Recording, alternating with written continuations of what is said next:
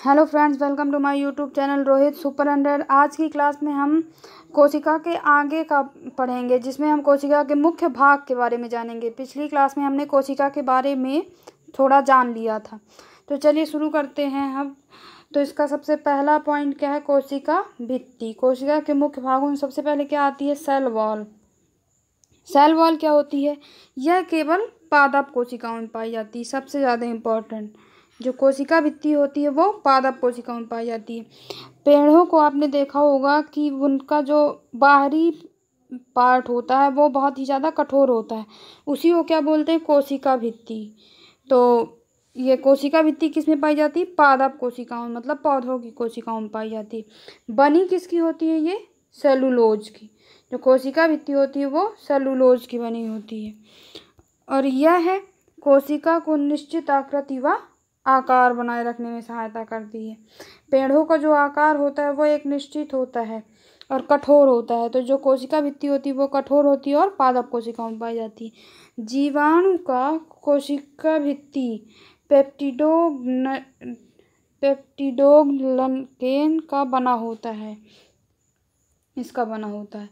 अब इसका सेकंड है कोशिका झिल्ली। तो कोशिका भित्ति में आपने जान लिया कि यह एक पादप कोशिकाओं में पाई जाती है और सेलुलोज की बनी होती है, और इसी के कारण कोशिका भित्ति के कारण जो आकार एवं आकृति होती है पादपों की वो निश्चित होती है।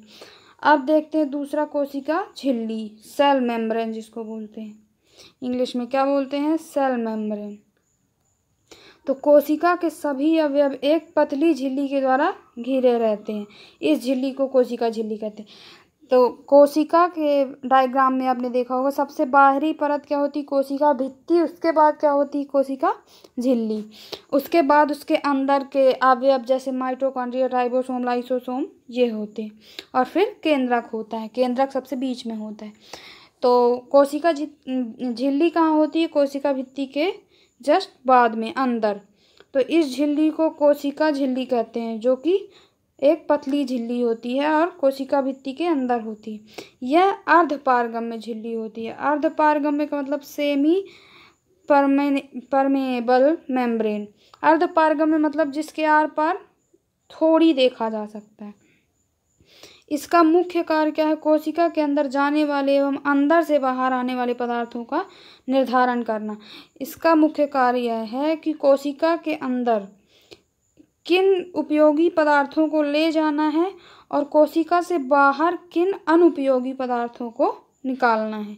इसका निर्धारण कौन करती है? कोशिका झिल्ली। अर्धपारगम्य होती है, इसका मतलब इससे अंदर एवं बाहर पदार्थों को ले जाया जा सकता है। अब कोशिका झिल्ली किसकी बनी होती है? लिपिड की बनी होती। कोशिका भित्ति किसकी बनी होती है? सेलुलोज की बनी होती है। और कोशिका झिल्ली किसकी बनी होती है? लिपिड की बनी होती है। अब यह लिपिड घटक फास्फोग्लिसराइड के बने होते हैं। अब ये लिपिड किसके बने होते हैं? फास्फोग्लिसराइड के। यह एक ऑर्गेनिक कंपाउंड है। बाद में जैव रासायनिक अनुसंधानों से यह स्पष्ट हो गया कि कोशिका झिल्ली में प्रोटीन और क्या पाया जाता है? कार्बोहाइड्रेट। कोशिका झिल्ली में क्या पाया जाता है? प्रोटीन और कार्बोहाइड्रेट। अब चलते हैं आगे। तो ये इम्पोर्टेंट नोट है कि कोशिका झिल्ली का उन्नत नमूना 1972 में इसने सिंगर व निकोलसन द्वारा प्रतिपादित किया गया। ये दोनों क्या हैं? वैज्ञानिक। तो कोशिका झिल्ली का नमूना किसने प्रस्तुत किया था? 1972 में सिंगर और निकोलसन नामक दो वैज्ञानिकों ने, जिसे तरल किरमीर नमूने के रूप में स्वीकार किया गया। पहले इसे क्या कहा गया? तरल किरमीर नमूना। और फिर इसके अनुसार लिपिड के अंतरतलीय प्रकृति के कारण द्विसतह के भीतर प्रोटीन पार्श्विक गति करता है। मतलब जो कोशिका झिल्ली होती है उसमें क्या होता है? प्रोटीन जो है वो पार्श्विक गति करता है। अब चलते हैं अगले पार्ट की ओर। तो क्या है अगला? तारक का। अभी हमने पढ़ा कोशिका भित्ति, फिर कोशिका झिल्ली, अब तारक का है, सेंट्रोसोम। इंग्लिश में जिसको सेंट्रोसोम बोलते हैं। तो इसकी खोज किसने की थी? बोवेरी ने। तारक काय की खोज किसने की? बोवेरी ने। सेंट्रोसोम, हिंदी में बहुत कम याद रखते, सेंट्रोसोम याद रखिएगा। यह केवल जंतु कोशिकाओं में पाया जाता है। तो सेंट्रोसोम किस में पाया जाता है? केवल जंतु कोशिकाओं में। जैसे अभी हमने पढ़ा था कि वो जो कोशिका भित्ति होती है वो किस में पाई जाती है? केवल पादप कोशिकाओं में। तो जो सेंट्रोसोम होते हैं तारक काय, वो किस में पाए जाते हैं? केवल जंतु कोशिकाओं में। और सेंट्रोसोम के अंदर एक या दो कण ऐसी रचना होती है जिसे सेंट्रियोल कहा जाता है, और समसूत्री विभाजन में यह ध्रुव का निर्माण करते हैं। तो इनके सेंट्रोसोम के अंदर जो छोटे कण होते हैं उन्हीं को क्या बोला जाता है? उन्हीं की रचना को सेंट्रियोल बोलते हैं। अब चलते कोशिका के अगले भाग की ओर। तो अगला है अंतर्द्रवी जालिका या फिर एंडोप्लाज्मिक रेटिकुलम। अंतर्द्रवी जालिका।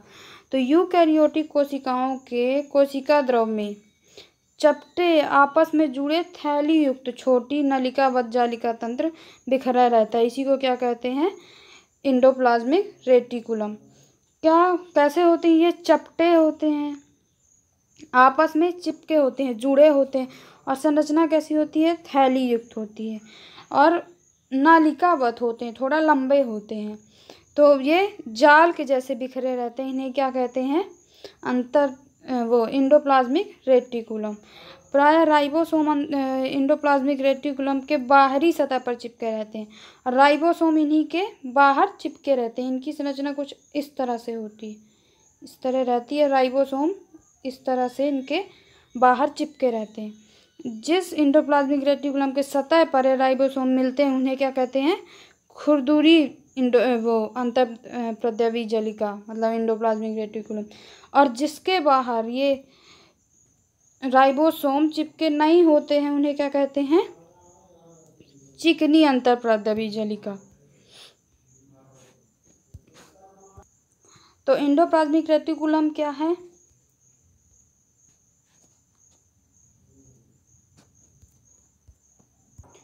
तो एंडोप्लाज्मिक रेटिकुलम में खुरदुरी और चिकनी अंतःप्रद्रवी जालिका के बारे में तो पता चल गया कि ऐसे एंडोप्लाज्मिक रेटिकुलम जिसके चारों ओर राइबोसोम रहते हैं उन्हें खुरदुरी कहते हैं, और एंडोप्लाज्मिक रेटिकुलम जिसमें राइबोसोम चिपके नहीं रहते उन्हें चिकनी अंतःप्रद्रवी जालिका या एंडोप्लाज्मिक रेटिकुलम कहते हैं। तो जो कोशिकाएं प्रोटीन संश्लेषण एवं श्रवण में सक्रिय भाग लेती हैं, ऐसी कोशिकाएं जो प्रोटीन संश्लेषण एवं श्रवण मतलब एब्जॉर्ब करने और निकालने में सक्रिय भाग लेती हैं, उनमें खुरदुरी अंतःप्रद्रवी जालिका बहुतायत में मिलती है। मतलब वहाँ पे किसका काम होता है? खुरदुरी अंतःप्रद्रवी जालिका का। और चिकनी अंतःप्रद्रवी जालिका प्राणियों में लिपिड संश्लेषण के मुख्य स्थल होते हैं। मतलब जो चिकनी अंतःप्रद्रवी जालिका होती हैं वो क्या करती हैं? लिपिड का संश्लेषण करने में सहायक होती हैं। और लिपिड की भांति स्टीरॉयडल हार्मोन चिकने अंतःप्रद्रवी जालिका में ही होते हैं। कौन से हार्मोन्स पाए जाते हैं? Steroidal hormones. किसमें? चिकनी अंतःप्रद्रवी जालिका में। अब देखते हैं आगे इसी में कि ईआर का मुख्य कार्य एंडोप्लाज्मिक रेटिकुलम, वही अंतःप्रद्रवी जालिका, इनका मुख्य कार्य क्या है? उन सभी वसाओं व प्रोटीनों का संचरण करना है जो कि विभिन्न झिल्लियों जैसे कोशिका झिल्ली, केंद्रक झिल्ली आदि का निर्माण करते हैं। तो ये क्या करते हैं? ईआर वसाओं और प्रोटीनों का संचरण, मतलब इनको लाने ले जाने का कार्य करते हैं, जो कि जिनका निर्माण कहाँ से होता है? कोशिका झिल्ली व केंद्रक झिल्ली के द्वारा। तो अब आगे चलते हैं। कोशिका का अगला पार्ट राइबोसोम। राइबोसोम। अब राइबोसोम क्या होते हैं? राइबोसोम सर्वप्रथम रॉबिन्सन नाम के वैज्ञानिक एवं ब्राउन, इन दो वैज्ञानिकों ने मिलकर 1953 में किसमें? पादप कोशिकाओं में, तथा जीई पैलेड इन्होंने 1953 में इसे जंतु कोशिकाओं में होता है। इसका मतलब क्या हुआ कि जो राइबोसोम होते हैं वो पादप कोशिका व जंतु कोशिका दोनों में पाए जाते हैं, जबकि कोशिका भित्ति केवल पादप कोशिकाओं में पाई जाती है। तो राइबोसोम को रॉबिन्सन एवं ब्राउन ने 1953 में देखा था पादप कोशिकाओं में, और जी पैलेड नामक एक वैज्ञानिक ने 1953 में ही किसमें देखा था? जंतु कोशिका में। और 1958 में रॉबर्ट ने इसका नामकरण किया। रॉबर्ट नामक वैज्ञानिक थे जिन्होंने इसका नामकरण किया कि ये राइबोसोम है। तो ये राइबो न्यूक्लिक एसिड, जिसे क्या कहते हैं, RNA, राइबो न्यूक्लिक एसिड नामक अम्ल व प्रोटीन की बनी होती है। तो राइबोसोम किसकी बनी होती है? RNA की, राइबोन्यूक्लिक एसिड की। यह प्रोटीन संश्लेषण के लिए उपयुक्त स्थान प्रदान करती है। मतलब प्रोटीन का जो संश्लेषण होता है वो कहाँ होता है? राइबोसोम में। प्रोटीन संश्लेषण कहाँ होता है? राइबोसोम में। अर्थात यह प्रोटीन का उत्पादन स्थल, इसीलिए इसे क्या कहा जाता है? प्रोटीन की फैक्ट्री कहा जाता है। राइबोसोम को क्या कहते हैं? प्रोटीन की फैक्ट्री। और ये एग्जामों में बहुत ज़्यादा पूछा जाता है। तो राइबोसोम एक केवल कोशिका द्रव में ही नहीं बल्कि हरित लवक, सूत्रकणिका, माइटोकॉन्ड्रिया जिसे कहते हैं, एवं खुरदुरी अंतःप्रद्रवी जलिका में भी मिलते हैं। किसमें पाए जाते हैं? कोशिका द्रव में तो मिलते ही हैं, हरित लवक में भी पाए जाते हैं। सूत्रकणिका मतलब माइटोकॉन्ड्रिया, जो कि कोशिका का ही एक मुख्य भाग है, और खुरदुरी अंतःप्रद्रवी जलिका, ये तीनों में पाए जाते हैं। यूकैरियोटिक राइबोसोम मतलब 80S व प्रोकैरियोटिक राइबोसोम 70S। दो तरह के राइबोसोम होते हैं, 80S और 70S, इस प्रकार के होते हैं। यहाँ पर यस को क्या कहते हैं? स्वेडवर्गस इकाई। यस को क्या बोला जाता है? स्वेडवर्गस इकाई। अवसादन गुणांक को प्रदर्शित करता है। यस किसको प्रदर्शित करता है? अवसादन गुणांक को। यह अपरोक्ष रूप में आकार व घनत्व को व्यक्त करता है। मतलब राइबोसोम के आकार को व्यक्त करता है, 80S 70S। तो यस जो है इनके आकार को व्यक्त करता है। अब चलते हैं आगे। तो ये एक इम्पॉर्टेंट नोट है कि स्तनी के लाल रुधिर कण,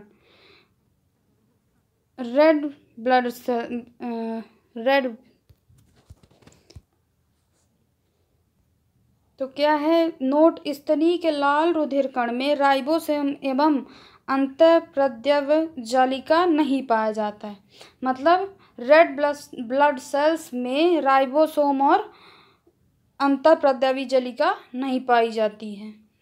लाल रुधिर कण जो होते हैं, रेड ब्लड सेल्स, उनके द्वारा प्रोटीन विश्लेषण नहीं होता है। Thanks friends watching my video. Please share, subscribe and like.